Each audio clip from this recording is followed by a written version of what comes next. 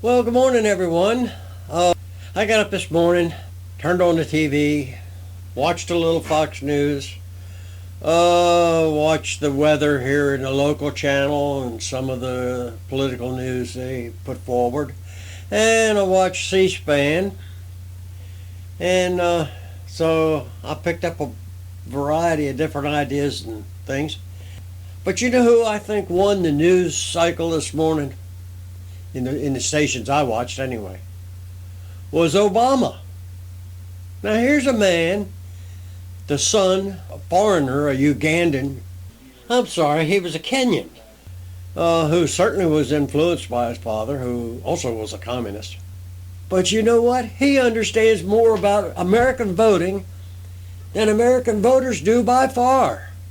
He said it is impossible for any foreign country to throw an American election or even influence it.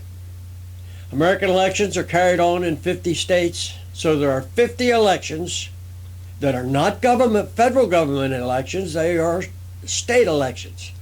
So they would have to go into all of the states and somehow or another change the votes or now influence the voters. Now that could be done.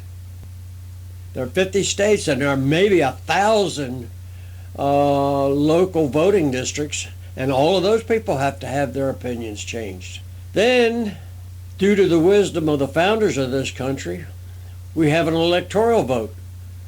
So all the voters are doing are electing the electoral voters.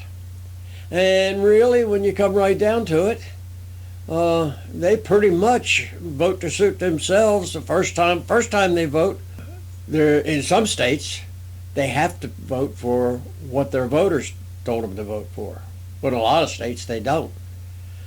So there are so many different things going on in voting in the United States that no country in the world can influence the thing. The Democrats try, the Republicans try, and they spend millions and millions of dollars influencing the voters, and the voters vote for whoever the hell they want to.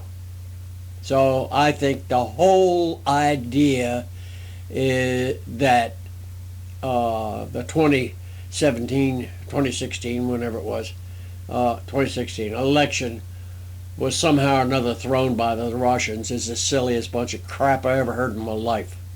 There's another argument going on. Who do you trust the most, the police, the army, or scientists? I don't know how they managed to pick all them subjects, but they did. Well, as the science is concerned, I don't believe science when it says that 98% of scientists believe this or that. 98% of scientists have never believed anything all the way back to Aristotle. Everybody's been in disagreement until finally something is proven. Well, how do you prove that the world is going to reach a tipping point where it's going to get warm? That's more like reading the cards or something, or some other mystical kind of thing. Nobody knows what's going to happen in the future. You can predict maybe that there are some things that might cause something to happen, but that's all you know. It might. Almost nobody who has ever predicted anything has been more than half right, except the founders of this country.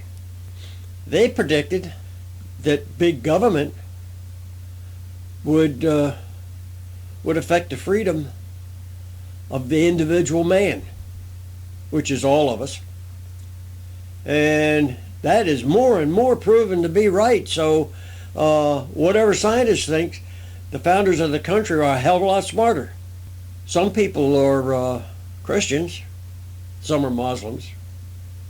But you know, it all boils down to a matter of faith. Christians have faith in Christianity and Christ and God. Muslims have faith in Muhammad, and the average Democrat has faith in science. Now what the heck? They have their religion, and it's called science. Science as filtered through a political party. Science as filtered through television, radio stations, the news. Now that's not science. That's political manipulation. Manipulation to suit the news people. None of it is science. Not as we hear it. I have never turned on a TV set and found 1,000 scientists in a group and somebody questioned them and all of them telling what they think about global warming. All we hear is what's filtered through. I might believe scientists know what they're talking about if we could get them all in one room, put a TV camera on them, let them all get up one at a time and give their point of view. To me now, that would be, then I might be convinced of something about global warming. I know that it was global cooling when I was a kid. We were going to go through another ice age, and that began to fall out of favor. Then we were going to run out of minerals, and we would lose all our manufacturing, and most of the world would starve to death because we wouldn't have minerals to do the things we do with to grow food and manufacture and all of that. So that didn't come about.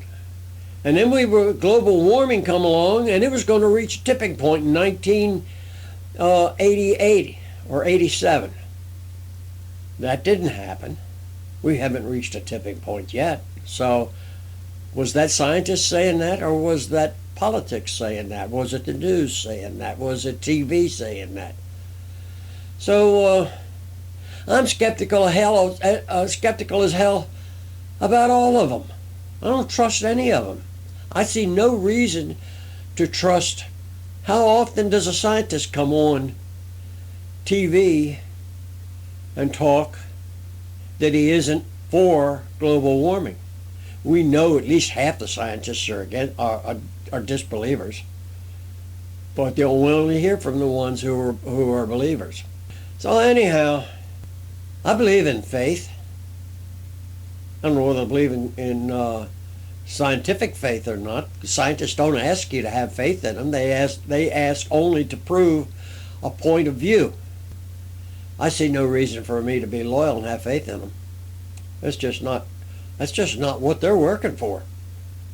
So anyway, that's enough for today. But I've heard a lot of things this morning, and one of them is that Obama told the truth about voting. Well, I find that odd, considering his history and past and all of that. Okay, bye-bye, y'all.